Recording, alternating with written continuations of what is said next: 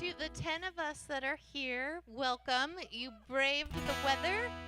We are so glad you're here with us in person, and to everybody else that's on YouTube, we're glad you're home and safe and that you didn't have to get in your boat to get here this morning. But let's sing together.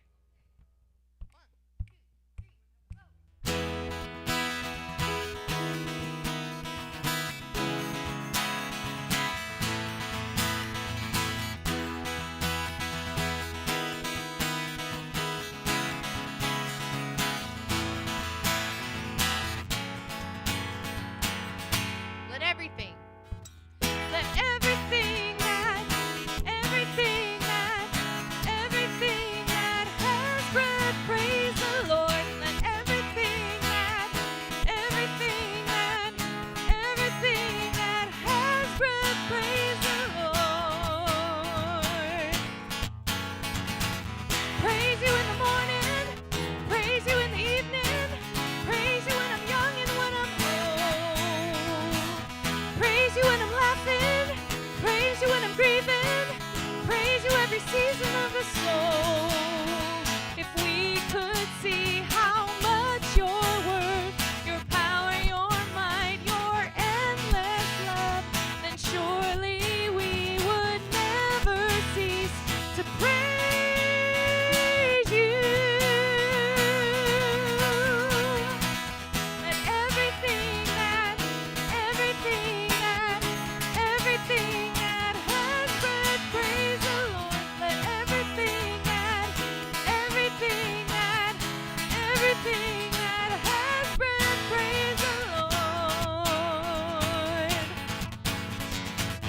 Praise you in the heavens, joining with the angels, praising you forever and a day. Praise you on the earth now, joining with creation, calling all the nations to your praise. If we could see how much you're worth, your power, your might, your endless love, then surely we would never cease to praise you. Let everything that has breath praise the Lord. Let everything that has breath praise the Lord. Let everything that has breath praise the Lord. Let everything that has breath praise the Lord.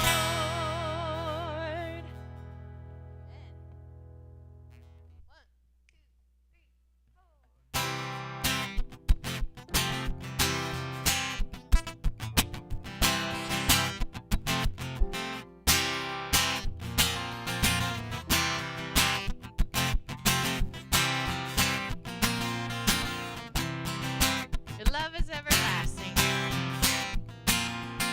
Your love is everlasting, it's an everlasting love. Your mercy is as new as every rising of the sun. And your loving kindness, better than life. Your grace is all sufficient, it's an all sufficient grace. Your power and your glory are forever on display. And your loving kindness, better than life. Oh, it's better. Oh, better than life. Oh, so much better. Jesus, your loving kindness.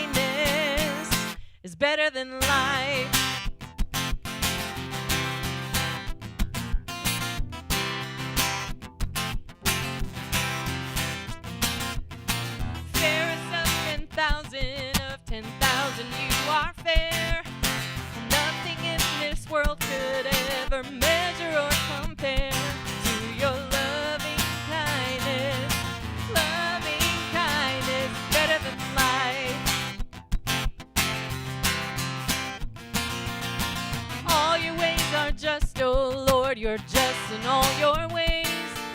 And I will lift my hands to you in gratitude and praise for your loving kindness. Loving kindness is better than life. Oh, it's better. Oh, better than life. Oh, so much better. Jesus, your loving kindness is better than life. So we lift up our hands and we lift up our voices to testify. You are good, you are better than life. Life can be uncertain at times. Your love, it never fails, that's why we sing. That's why we sing Jesus, Jesus, your loving kindness is better than life itself. Better than life itself. Jesus, your loving kindness is better than life itself. It's better than life. Oh, it's better. Oh, better than life. Oh, so much better. Jesus, your loving kindness. Oh, it's better. Oh, better than life. Oh, so much better. Jesus, your loving kindness is better than life. It's better than life. It's better than life. It's better than life.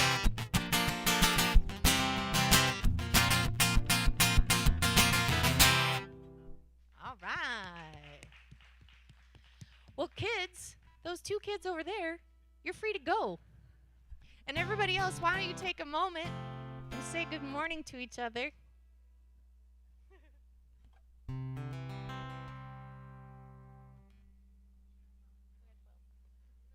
Oh, there's another kid.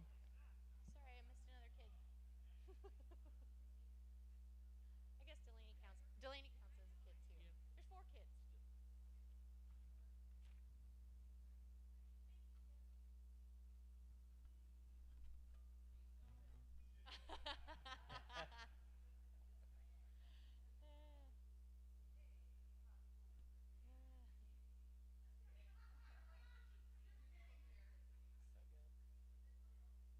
Settle down, settle down. You good?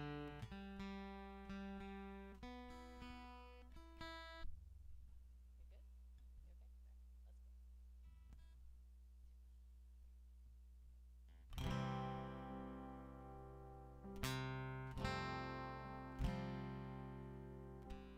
Let's go.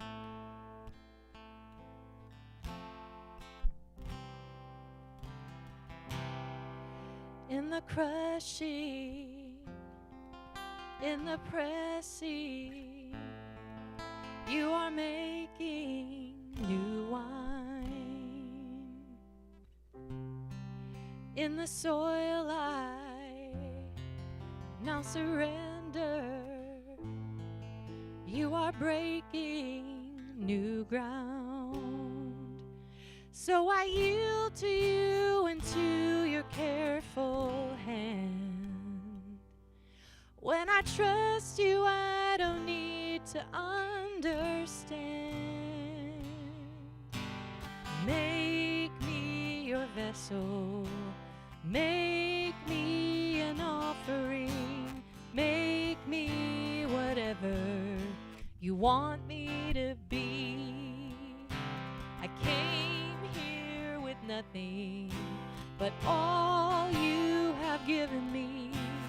Jesus, bring new wine out of me.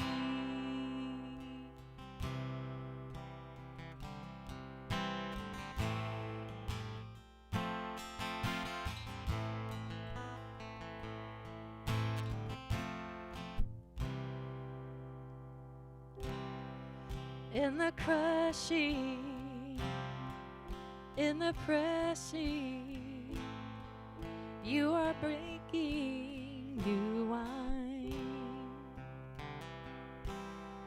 In the soil I now surrender, you are breaking new ground. You are breaking new ground. So make me a vessel, make me an offering, make me whatever you want me to be. God, I came here with nothing but all you have given me. Jesus, bring new wine out of me. Jesus, bring new wine out of me. Jesus, bring new wine out of me. 'Cause where there is new wine, there is new power, there is new freedom, and the kingdom is here. I lay down my old flame to carry your new fire today. Let's sing that bridge again. 'Cause where there is new wine, there is new power, there is new freedom, and the kingdom is here. I lay down my old flames to carry your new fire today.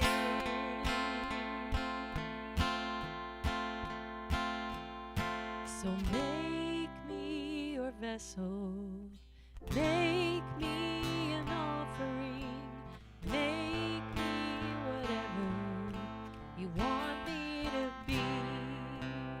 God, I came here with nothing but all you have given me. Jesus, bring new wine out of me. Jesus, bring new wine out of me. Oh, Jesus, bring new wine out of me.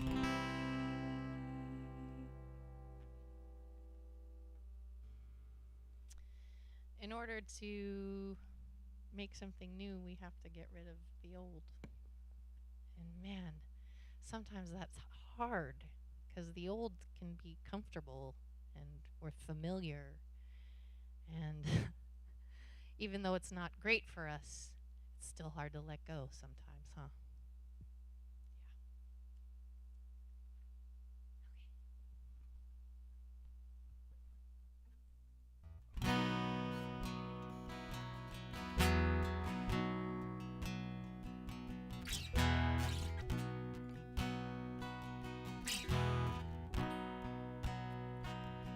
Lord, I come, I confess, bowing here, I find my rest, and without you, I fall apart.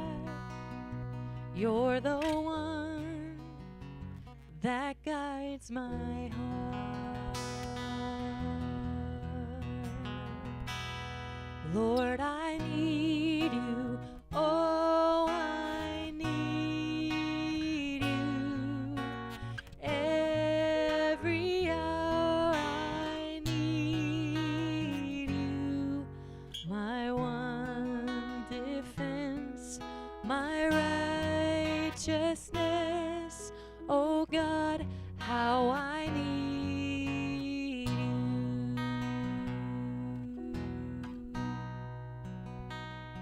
Where sin runs deep, your grace is more.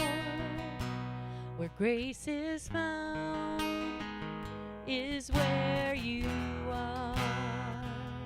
And where you are, Lord, I am free. Holiness is Christ in me. And where you are, Lord, I am free. Holiness is Christ in me. Lord, I need you. Lord, I need you. Oh, I need you. Every hour I need you. My one defense, my righteousness. Oh God, how I need you.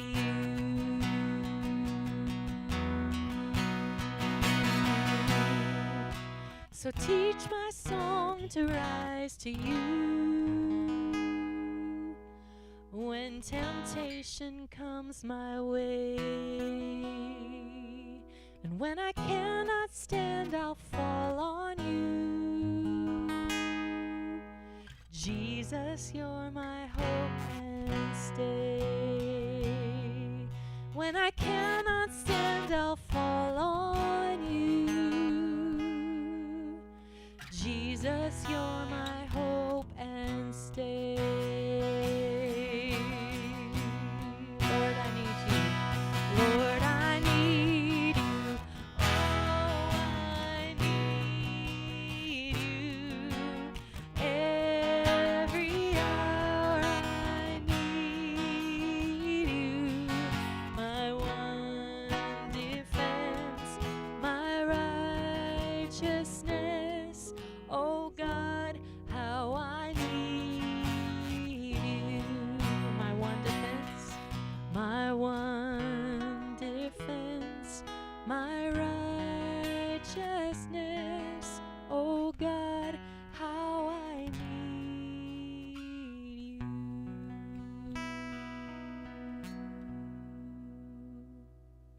Amen.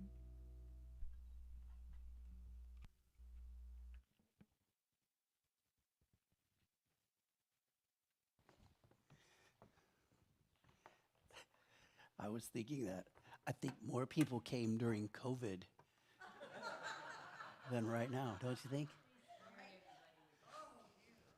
What am I doing here? How's everybody doing? Good, good. I was toying with you. I literally was last night. I was thinking, oh man, it could be really stormy. Maybe I should just do a sermon on the storms of life or something, like just something totally different or whatever. And yeah, I didn't do that. And I just told Danny that Wendy just summed up the whole sermon in that little moment of you got to get rid of the old, and sometimes you don't want to, and then he's like, well, no need to preach then, just let's go. So, and then I told Art I have a really long sermon today, actually, so you guys are in for a treat. You're not going anywhere, are you? All right, okay, there you go. You could lay. You could have, yeah. You'll be surprised. Well, first of all, I do have one announcement though. Next Sunday, there is no rain. It will be very. I want to say mild, but that's probably a lie. But it won't be super hot. And we're having a barbecue at my house after church, so you're all welcome. Those of you who are watching on YouTube, you're welcome. And so I'll send out an email with my address and all that good stuff on there so you can get that and know where to go. Sound like a plan? So you can bring a side dish or a dessert if you want, and then we'll take care of the main dish and the drinks and all of that good stuff. And we'll have shade. There'll be shade, so if it is a little warm, well, just dress comfortably. Don't wear your tuxedos. Just dress nicely. So anyway, at the beginning of this month, I talked about how I want to do these miscellaneous sermons and just sermon ideas that I've had rolling around in my head. And this was one of those. I heard a guy talk about this a little bit a while back. He said we got a problem with apathy in America and really in the world. He was some professor. I don't really know. I didn't really care. Wasn't really listening. No. He's a really. His name's Uche. He's a theology professor at Talbot School of Theology, which is at Biola University, which is where I went to college. Uche says we got an apathy problem. We've got a society that's kind of drifting into the trivial, and we got to do something about this. And so he wrote this book called Overcoming Apathy.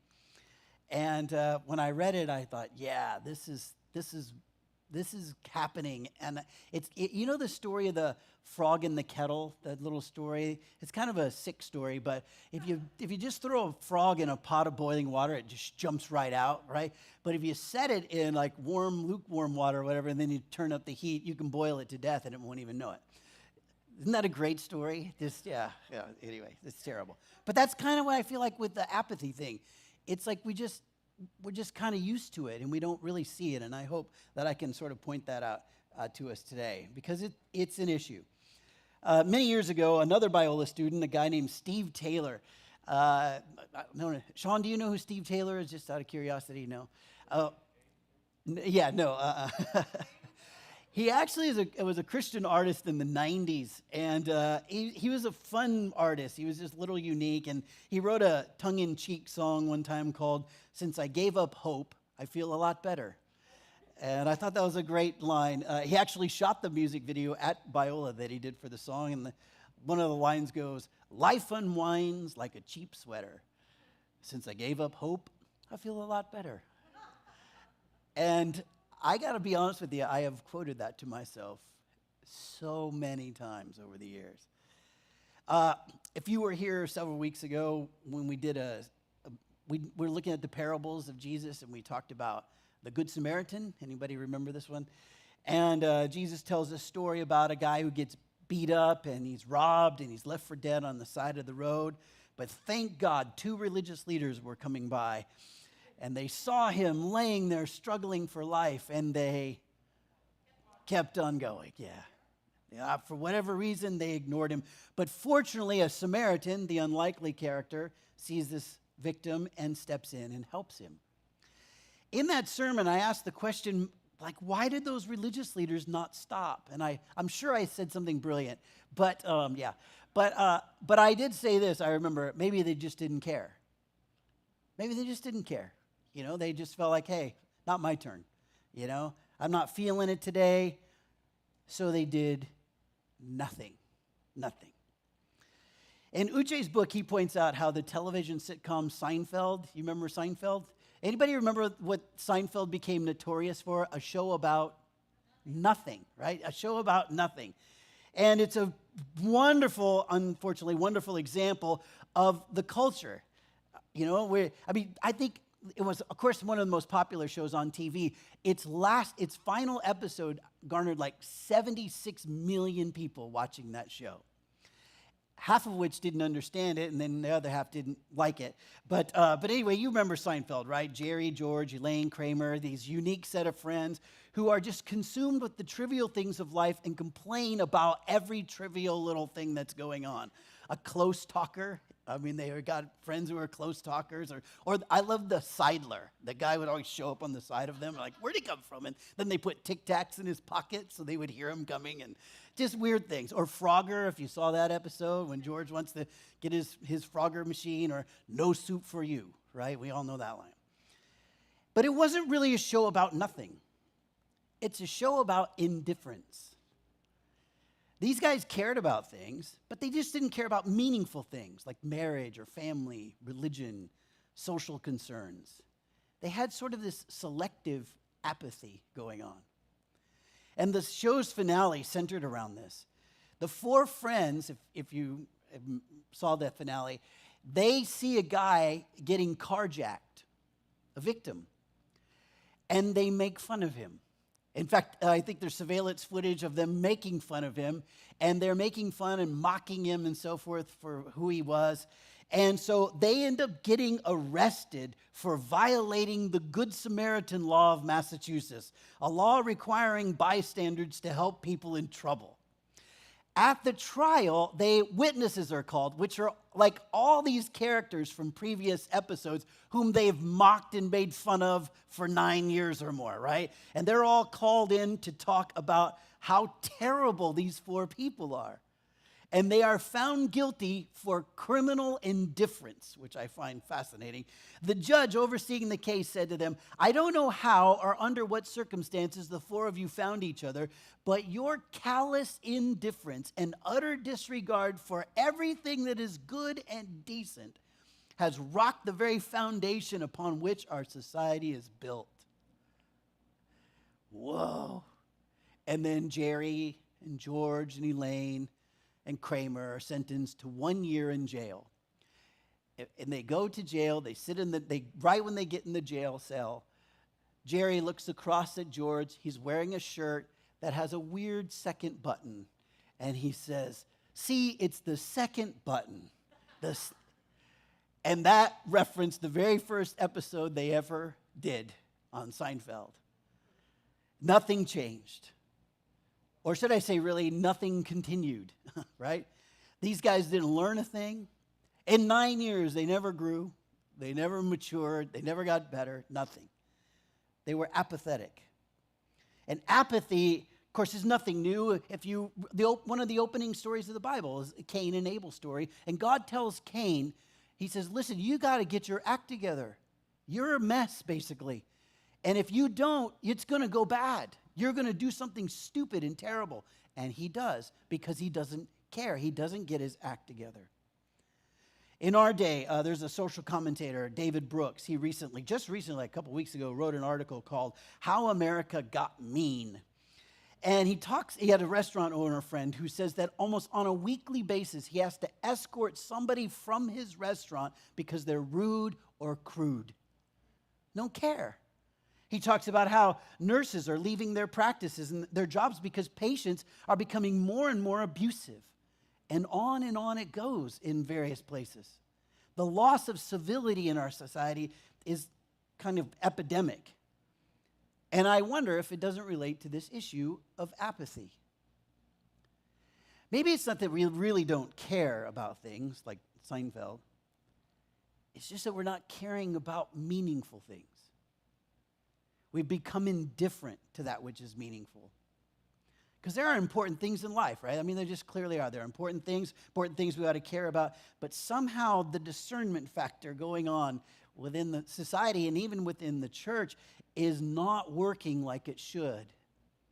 People today, some people don't even care about the truth. They don't care. It's whatever fits them in the moment. That's what matters. The big things like the truth and justice and God and relationships and morality and meaning are just kind of like, what? Well, yeah, they matter, but I don't know if I care that much about them, right? And this is so bizarre. It's just a paradox when it comes to apathy. It's not that we're not caring, really. It's that we're caring too much about unimportant things. Uche puts it this way: we are captivated by the things we don't really care about, but are lukewarm about the things that should mean the most to us. We are passionate about stuff that we should probably ignore and ho-hum about things that ought to really matter to us. And what apathy ends up doing, it causes us to leave things undone, or do things for the wrong reasons, or do things for no good reason. And it's something's going on in the heart. Something's going on in the head. It's gone numb.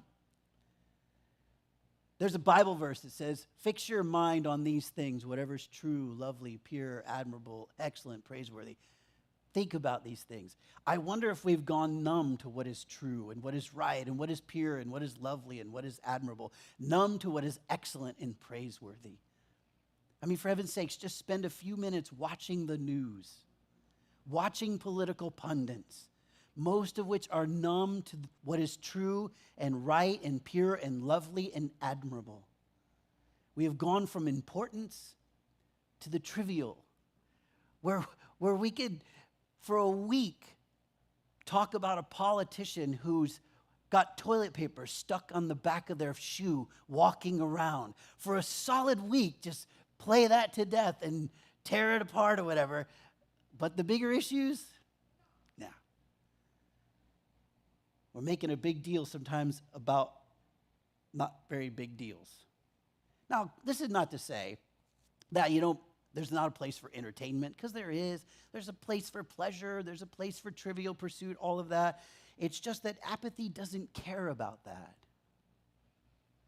And you're probably thinking, man, why didn't I stay home with the rest of the people and not have to listen to this sermon? So, you're stuck, all right?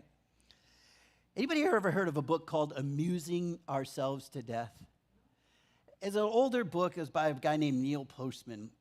It's kind of analyzing culture. It's a book about the medium, okay? You ever heard of the line, the medium is the message? You've heard of this before? Please say yes, even if you're lying. I don't care.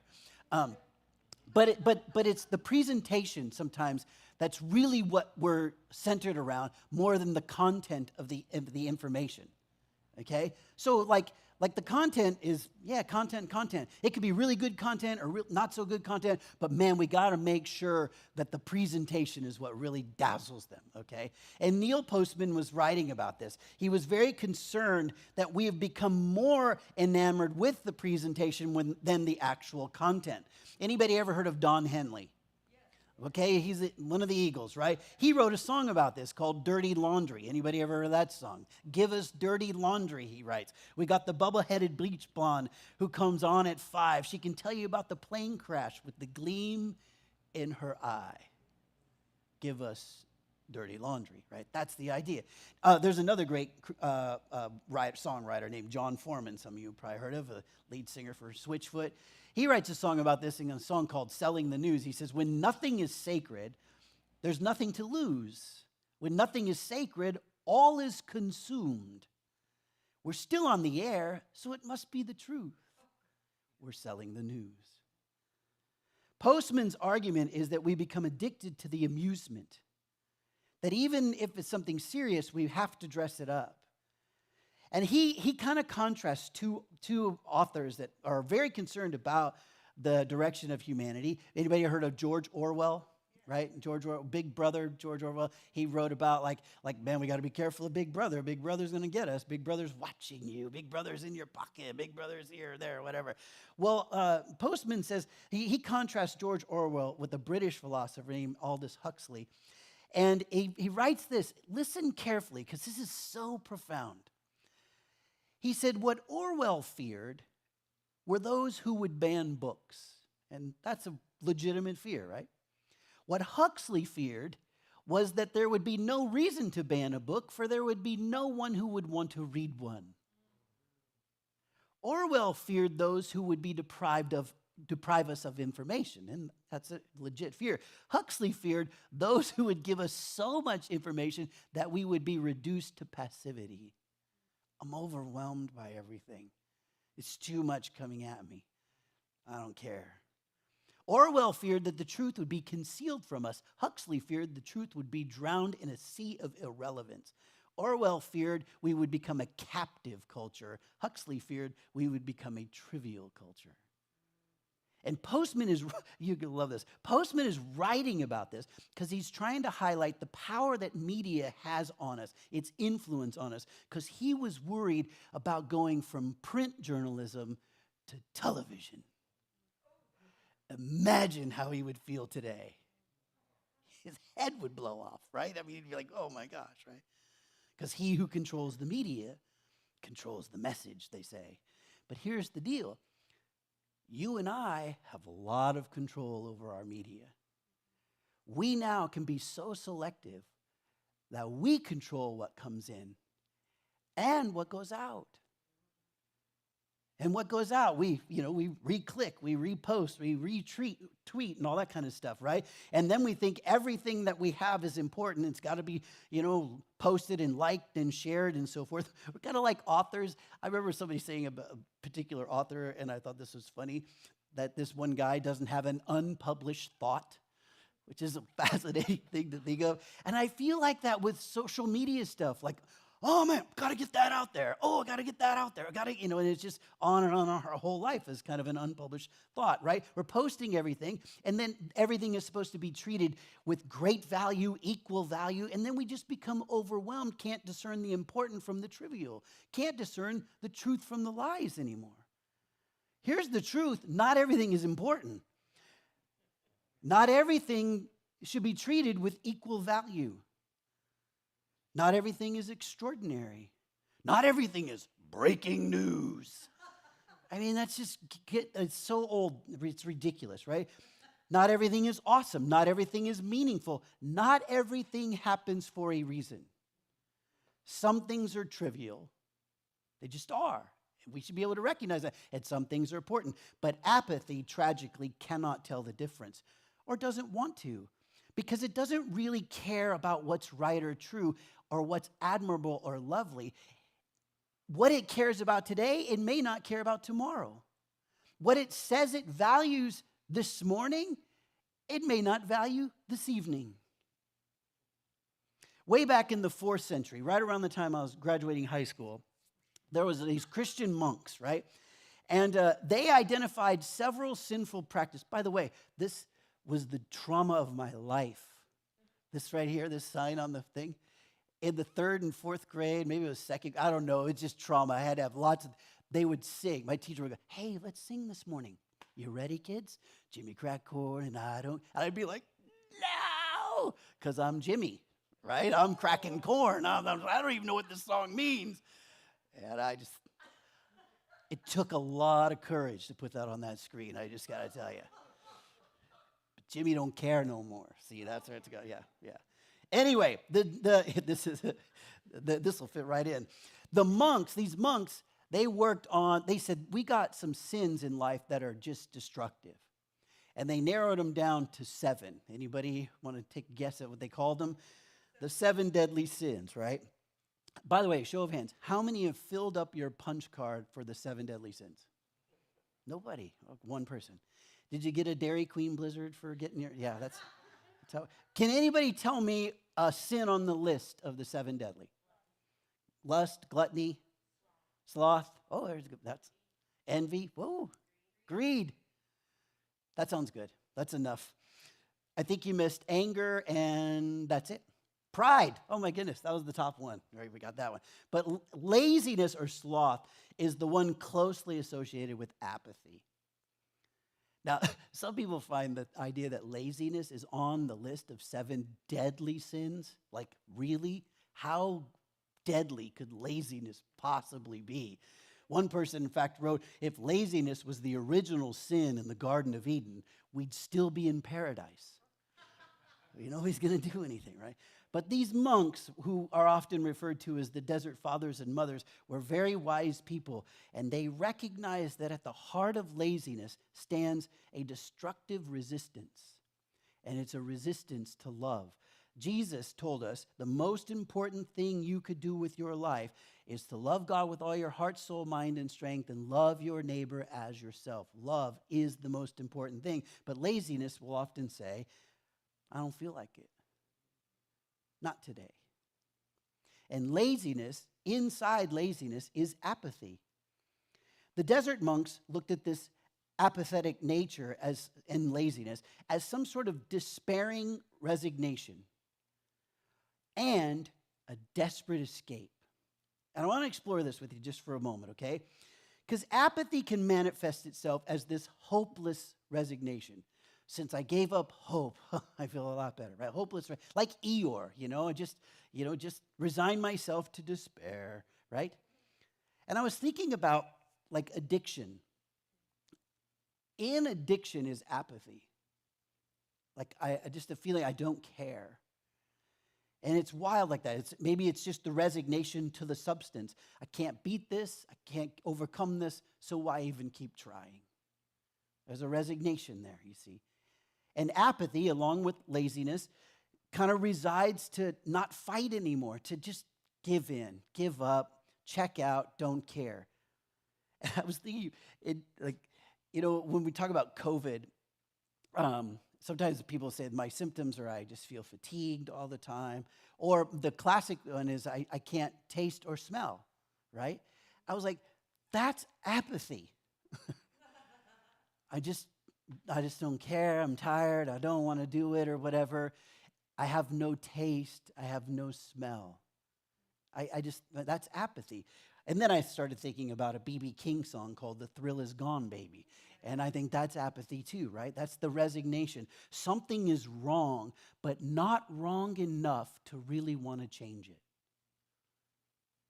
And that's where our desert fathers and mothers were like, that's destructive. We cannot come to a place like that where something's wrong, but I just don't care. I just don't want to change it. Now, apathy can also be show up in terms of avoidance. And sometimes they say, you think of laziness, you think of people who just lay around, but that is not the case, right? People sometimes who are very lazy are very on the go. Go all the time, right? Always busy, always doing something because they're trying to avoid things. They can't sit with the thoughts. They can't, slow down because then, here it comes, and so they got to escape. It's the desperate escape from whatever the things in their heads, the sorrow, the pain, the responsibility, the love, whatever it is, right? And those endless distractions are not a virtue. The desert monks believed it could lead to real serious destruction. Avoidance rarely makes anything better. However, there were a group of people who thought apathy was like the end goal. Like, if I could become apathetic, I've reached it. I've made it. If I could just be like a non-passionate person. I was thinking more like, if I could just be a duck. What are ducks notorious for doing? Water off the back, right? It goes right off. If I could just be, then life would be good, right? Carefree, no worries, no shoes, no shirt, no problems, right? That's how it is. Or a hippie. I was thinking that too. Be a hippie. Just floating around, talking about the vibes of peace and love, man, right? A hippie. Make love, not war. Or if you're a big Lebowski fan, the dude abides, man, and every other bad word after that, right? Those desert monks, though, the Stoics, by the way, were the ones who were famous for this. They just thought, hey, and there's a lot of talk about Stoicism in our day, actually, but they were the ones who were like, man, if we could just, become apathetic, where we weren't so, uptight about all kinds of stuff, it would be awesome. But the desert monks exposed their mistake. You are confusing peace of mind with not caring. And that is not the same thing. Contentment is a virtue. Apathy is a vice. Okay? There's a story where Jesus is in a boat with his disciples. They're crossing the Sea of Galilee, and a big storm is coming, right? Big storm. It's happening, right? And the weather started getting rough, and their tiny ship was tossed. But not for these people were full of fear, actually. They were so scared, these disciples, they were freaking out. They're going to die. Jesus is on board this boat, right? He's there with them. But anybody remember what he's doing? He's sleeping through the whole ordeal. I mean, they're freaking out, and he is sound asleep, tranquil, doesn't care. So the disciples wake him up and say these words, "Don't you care that we are going to drown?" And Jesus responded, "I don't care, and don't bother me again." Right? Oh, I think I read that wrong. I did, actually. Actually, what he said was, "Wind and waves, be still." Anybody remember this part? He just stood up, like, where's your faith, guys? Wind and waves be still. And then their anxiety went on a whole nother level. Their next question was, who is this guy that could do something like this? There is a difference between peace of mind and apathy. There's a difference between contentment and laziness. There is a difference between rest and indifference. And sometimes we're not picking up the difference, right? There is a difference between depression and apathy, although sometimes they can go together, and discouragement and apathy, and dry spells and apathy. It's really important that we try to understand the differences between these things. Because, we all get the I don't care feelings, okay? We do. And it's a good practice at times to ask, why am I feeling like I don't care? And maybe it's because you shouldn't. I mean, there's a place to not care about certain things. There's just like, that's not my thing. That's not my issue. That's not my stuff. I can't do any. I don't care. I mean, I can't. I'm sorry, but that's just the way that it is. Because you can't care about everything. But you can't keep using that as your excuse, because then you've gone off. I remember reading a story. By the way, let me back up one second. When I was thinking about when we have I don't care moments, it's good to say, why do I feel this way? And I was trying, and I'll do this a little bit more here, but I'm trying to identify a reason why I wouldn't care. The first thought that came into my mind was loss. Loss can lead to apathy. You lose a job, and all of a sudden, I don't care. You just protect yourself or whatever you do, or lose money, or lose health, or lose a marriage, or lose a loved one. And that feeling of, I don't care. I don't care about myself. I don't care. You know what I mean? That loss can be very traumatic in that regard. I remember reading a story of 2 Vietnam veterans, both suffering basically the same injury that put them in wheelchairs for the remainder of their life. They lost something, obviously.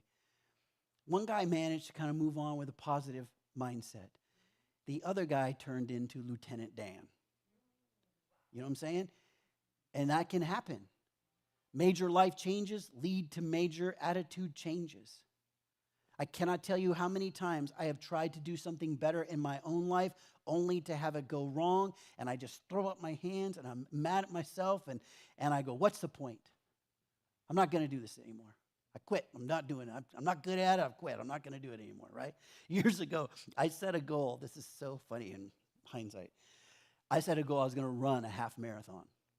I'm like, run it. I'm not going to trot it, jog. I'm going to train myself to a point where I can run a half marathon. So I developed a training plan, and on day 2, I'm running down the street, and I step on a pod from a liquid amber tree, which is basically a golf ball. Twist my ankle, go to the ground, hurt myself, have to call my son. I can't make it home. Come and get me. I'm so mad. I'm like, I'm day 2. Day 2. And I just said, that's the sign. That's all I needed. I'm not doing this. Well, I got better. And I got back out there. And I pulled a muscle in my right calf, and that's when I quit. I'm like, this is stupid. You can't do this. And I have never tried again. There's no happy ending to this story. Like, hey, I ran 2 half marathons in an hour. No, nothing like that ever happened, right? And that's what happens sometimes in life. It's like, I don't know why. I just can't do this, right? And there are all kinds of reasons that'll pop up why we just go, I don't care. Health reasons, aging, changing, no changing, fears, phobias, people, for heaven's sakes. People can make you apathetic, right? I remember a man telling me one time about his own Christian life story, how the Christian life is too hard. He said it's just too demanding. There's too much stuff. It's too heavy. It's too burdensome. The stakes are way too high. He just like, I can't do this. And I'm literally like, I hate to say this the way, but I think you're doing it wrong. Because Jesus told us that his yoke is easy, his burden is light. And if you follow him, you'll find rest for your soul. And he's just like, see, that's my problem. I'm always doing it wrong.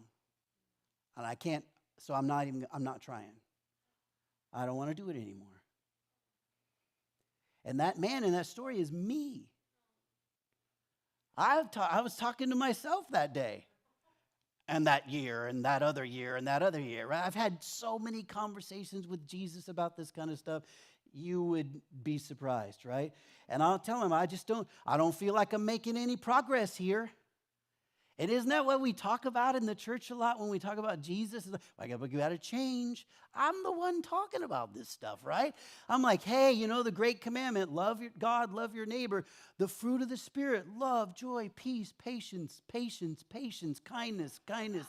On and on it goes. And then I evaluate my life according to those things and feel like I'm making no headway. I'm not getting any better. And so I just go, I don't want to do this anymore. I don't care. I just don't care, right? And I'll be honest with you, I find myself sitting in Lieutenant Dan's wheelchair, whining about how I don't care. And I did this in 2020 and part of 2021. I know lots of people who did, but I did it. I was like, I don't understand. And then I came to my senses a little bit, because it's only like 1 cent. I came to 1 census. And I confessed my apatheticness and my patheticness to God. And then I said, hey, I need some strength. I need fortitude, perseverance, discipline.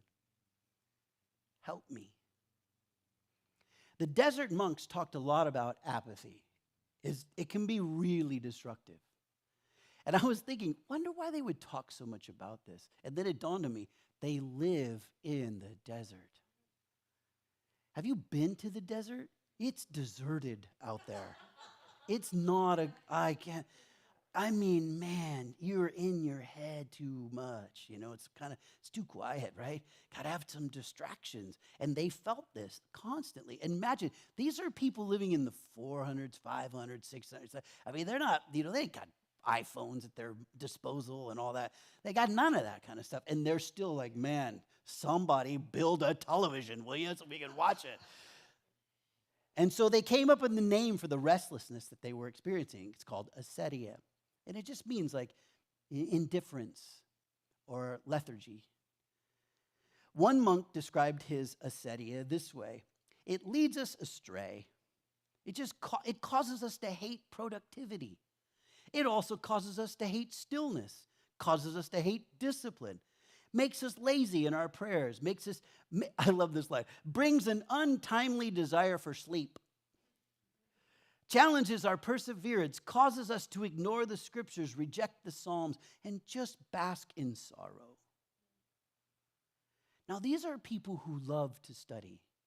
They loved the quiet, they loved God, they wanted to serve him with their whole heart. Leaders in the monastery started to notice a trend in this acedia experience.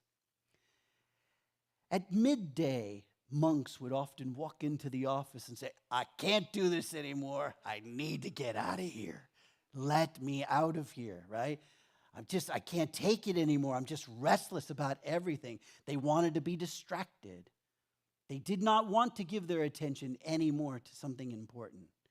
It happened so often, it was like clockwork. So they gave it a name, the noonday devil. Anybody relate to the noonday devil? Anybody want to look at your watch right now and go, I'm feeling it right now. Can you just pull the plug on this sermon and we can get out of here, right? The time of day when you have had this, but you can't focus, your eyes are so heavy. I needed something, I just want to give up, go home. That's acedia. That's this apathy. By the way, apathy, it's not just a river in Egypt. Or is that denial? Is that denial? That's denial, yeah. I learned something this week.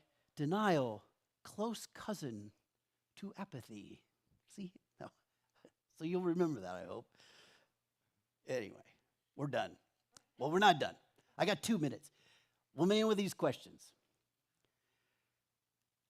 What are you elevating, or what are we elevating as important when it's really trivial?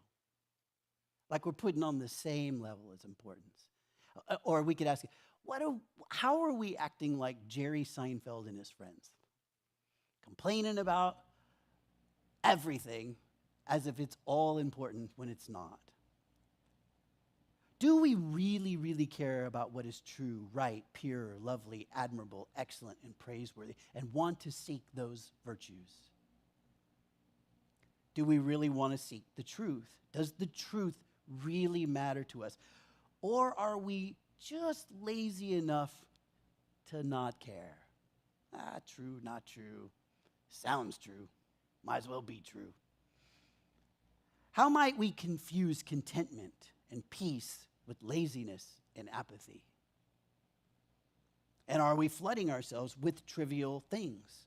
With trivial news, sports, and weather, right? Trivial media, social or otherwise. 2 more questions. Do we have a fortitude or the fortitude to push past the apathy, push past the noonday devil in order to love God and to love our neighbor? And last question, have we fallen asleep and just want this sermon to be done already? I don't know, I wasn't listening. All right, anyway, let's stand and pray together. Lord Jesus, there are moments in life, we have to be honest, when we feel like we're in that boat and things are going crazy and we're looking at you wondering, do you care? Do you really care? And I know there are times when you're looking back at us going, do you care? Do you really care? And Lord, it is so easy to kind of fall into a I don't care attitude. Or to just care about things of our own liking and not things that are really important. Help us to discern. I mean, that's probably a whole nother miscellaneous topic we could explore of just wisdom. But at least help us to recognize when our apathy meter is starting to go up and we need to take some actions. Because this can be a really destructive action and behavior. So, thank you for wise people who bring this to our attention, and may we be wise people to heed the advice. We pray it in Jesus' name, and everybody said, Amen. All right. See you next week. Still not raining outside. So, anyway.